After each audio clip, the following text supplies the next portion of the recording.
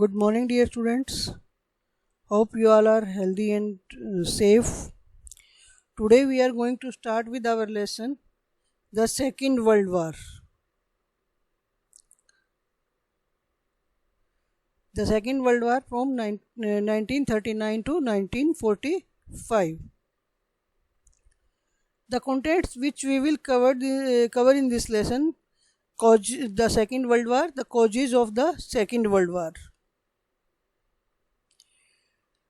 When the First World War ended in November 1918, people all over the world have heaved a sigh of relief. जब first World वार नवंबर 1918 में and हुआ, ख़त्म हुआ, तो पूरे world over लोगों ने एक अच्छी फीलिंग महसूस की, शांति महसूस की. लोगों को लगने लगा था कि अब पीस क्रिएट होगा. लेकिन after 20 years nations were stunned when the World War II plunged into a terrible war that resulted in the loss of millions of human life and billions of dollars. लेकिन कुल 20 सालों के बाद ही second world war जब start हुआ तो पूरे world over लोग बड़े हैरान हुए, परेशान हुए, क्योंकि इस वर्ल्ड वार में मिलियंस ऑफ पीपल हैं वो शहीद हुए या बिलियन ऑफ डॉलर्स हैं वो खर्च हुए.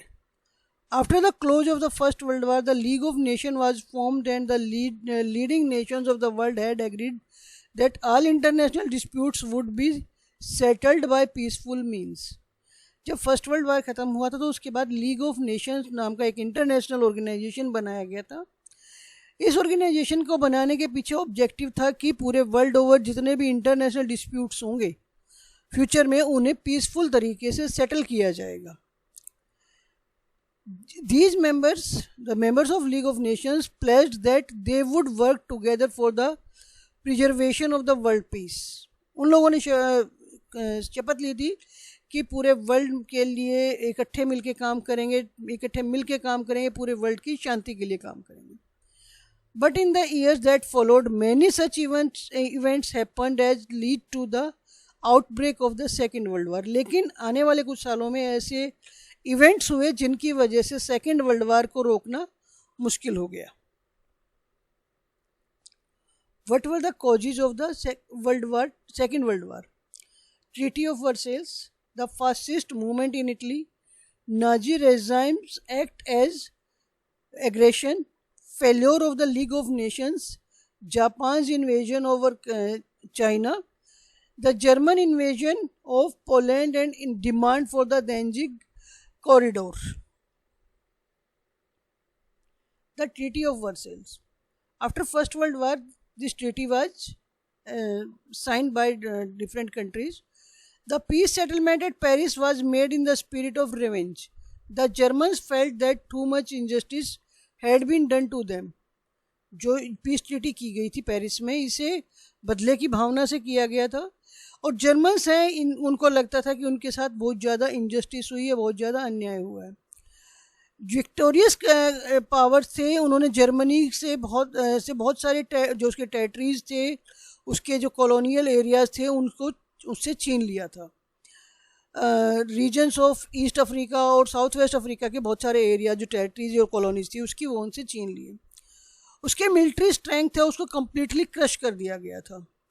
जर्मन आर्मी है वो ओनली 1 लाख सोल्जर्स तक उसको रिस्ट्रिक्ट किया गया, और नेवी है उसको ओनली 15,000 मैन तक लिमिटेड किया गया, और उसकी एयर फोर्स को टोटली बैन कर दिया गया.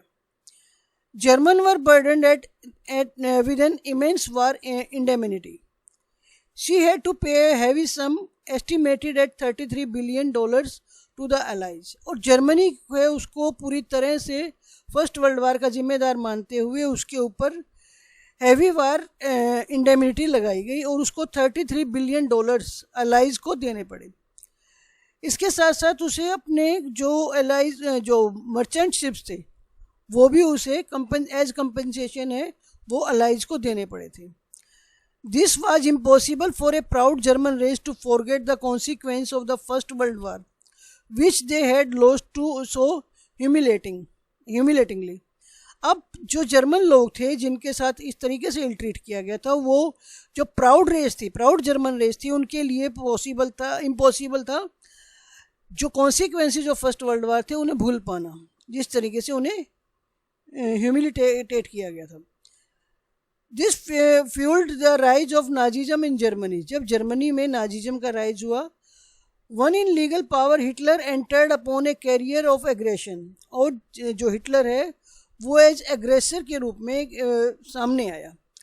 Italian were also highly dissatisfied with the peace settlement. दूसरी तरफ जो इटालियन थे वो भी इस पीस ट्रीटी से सेटिस्फाई नहीं थे। Britain and France fail to satisfy Italy's colonial ambition. और ब्रिटेन और फ्रांस है जो इटली की कॉलोनियल एम्बिशन थे उसको वो कंट्रोल करने में नाकामयाब रहे थे। Although Italy had gained a few territories in Europe at cost of Austria, this could not satisfy her ambition. हालांकि इटली को यूरोप में जो ऑस्ट्रिया के कुछ एरिया थे वो उसे दिए गए, लेकिन वो उसे सेटिस्फाई नहीं कर पाए। Italy had to spend a lot of money during the war on her army and war equipment. She was groaning under the heavy debt. अब जर्मनी को फर्स्ट वर्ल्ड वार में काफ़ी पैसा है अपनी आर्मी और वार इक्विपमेंट्स के ऊपर खर्च करना पड़ा था, तो वो हैवी डेप्ट के अंडर में थी। Italian government was faced with the serious problem of poverty, hunger, disease and unemployment. तो और हैवी डेप्ट की वजह से जो इटालियन गवर्नमेंट है उसके पास पॉवर्टी, हंगर, डिजीज और अनएम्प्लॉयमेंट की प्रॉब्लम्स, ढेर सारी प्रॉब्लम्स उसके सामने थी, बहुत सारी प्रॉब्लम्स उसके सामने थी। दूसरी तरफ दंगे और स्ट्राइक जो पूरे वर्ल्ड ओवर हो गए थे, इन कंडीशंस की वजह से उन्हें कंट्रोल करना भी इनके लिए थोड़ा डिफ़िकल्ट हो रहा था। In this situation the general lawlessness and the fascist seized power in Italy. अब इन कंडीशंस का फ़ायदा जो फासिस्ट पावर थी मुसोलिनी उसने उठाया और फासिज्म है वो इटली में स्टार्ट हुआ। They had an imperialist outlook. Italy turn towards Germany and Japan and concluded a treaty of friendship leading to Berlin, Rome and Berlin, Tokyo. Access in opposition to Franco-British alliance. अब एक नई imperialist outlook सामने आई और Germany है उसने Italy है उसने Germany और जापान की तरफ के साथ ट्रीटी ऑफ फ्रेंडशिप की, जिस तरीके से Berlin, Rome, Berlin, Tokyo axis के नाम से उसे जाना गया। Finally Italy entered in World War two in 1940। Nazi regime act as aggression. Hitler preached the gospel of victorious sword. He broke the bonds of the Treaty of Versailles and began to build up Germany's armed forces. Hitler है वो victorious sword या एक proud race से अपने आप को मानता था, तो उसने जो ट्रीटी ऑफ वर्सेल्स की जो बॉन्ड्स थे उनको मानने से इनकार कर दिया और अपनी आर्मी को उसने जर्मनी की आर्मी को इंक्रीज करना शुरू किया। In March 1936, Hitler made his first move to occupy Rhineland that had been demilitarized by the Treaty of Versailles. और उसने जो राइनलैंड का एरिया था जहाँ से कि ट्रीटी ऑफ वर्सेल्स के अंडर मिलिट्री हटा दी गई थी, वहाँ उसने अपनी आर्मी को एस्टेब्लिश किया। He then captured Vienna the capital of Austria. उसके बाद उसने जो वियना थी ऑस्ट्रिया की कैपिटल उसको कैप्चर किया। उसके बाद उसने जो सुडेटनलैंड का जो एरिया था उसको कॉन्क्वेस्ट किया। The war seemed inevitable. अब लड़ाई है या वर्ल्ड वार है वो इनएविटेबल हो गया, उसका होना ज़रूरी हो गया।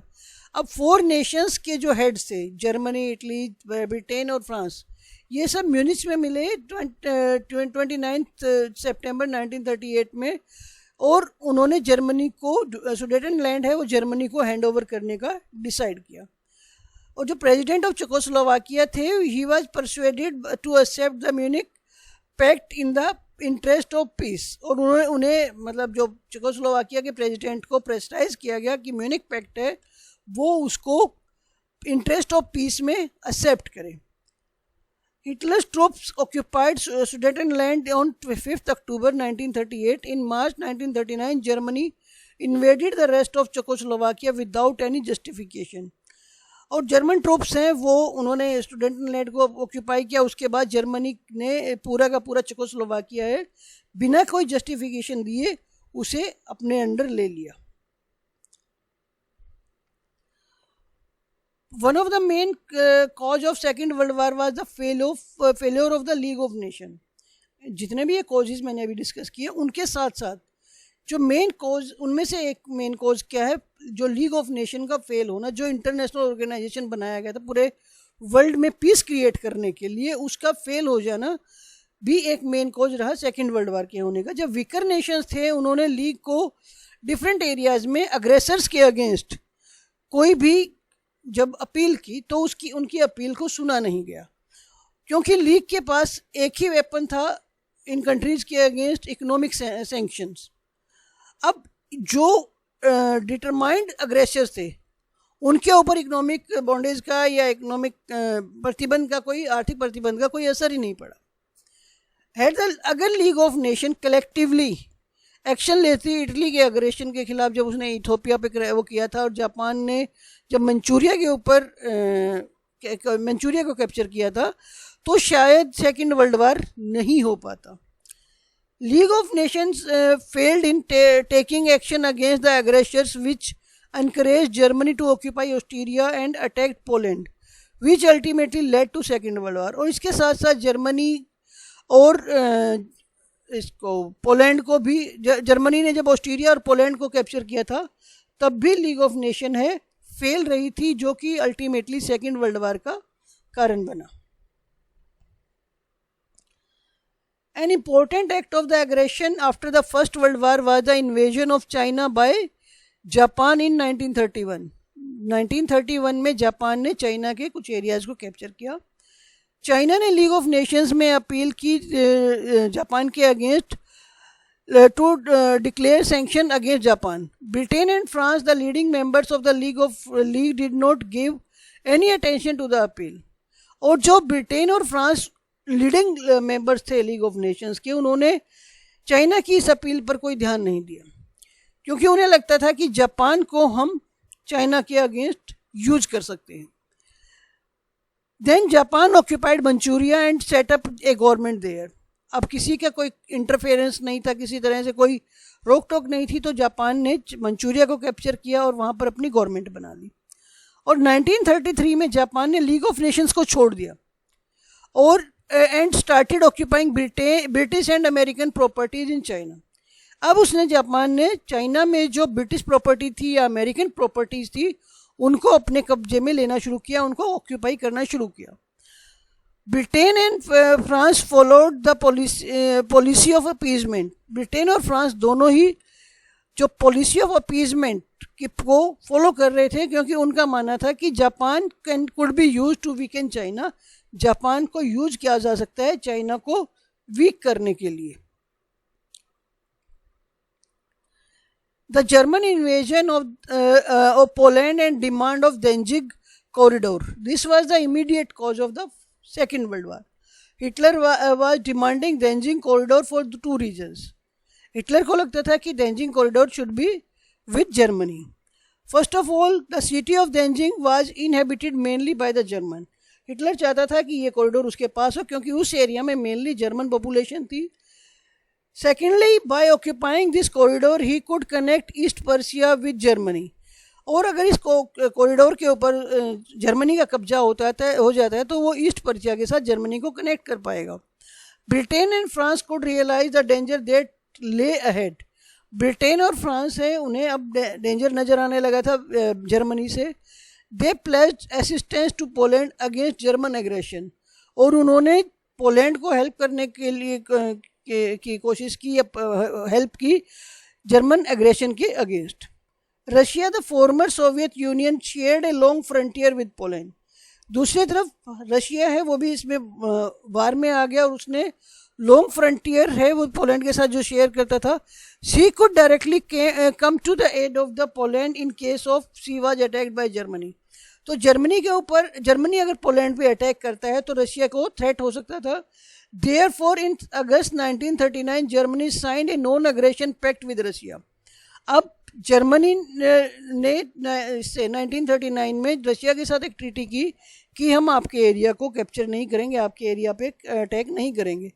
There was also a secret understanding between the two powers, Russia and Germany, to divide Poland into two parts. और इन दोनों ने, जर्मनी और रशिया ने जो ट्रीटी की थी, नॉन अग्रेशन ट्रीटी की थी, उसी ट्रीटी में इन्होंने एक सीक्रेट अंडरस्टैंडिंग या सीक्रेट ट्रीटी कह सकते हैं की थी कि पोलैंड को 2 पार्ट्स में डिवाइड कर लेंगे और आपस में एक दूसरे के साथ हाफ ऑफ डिवाइड उसको डिस्ट्रीब्यूट कर लेंगे।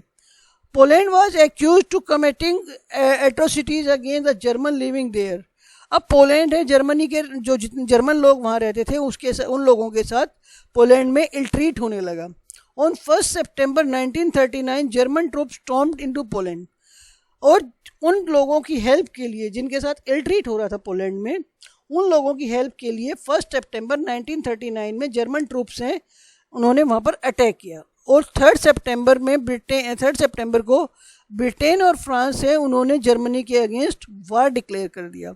Prime minister Chamberlain made a public announcement that everything he had hoped for had crushed into ruin.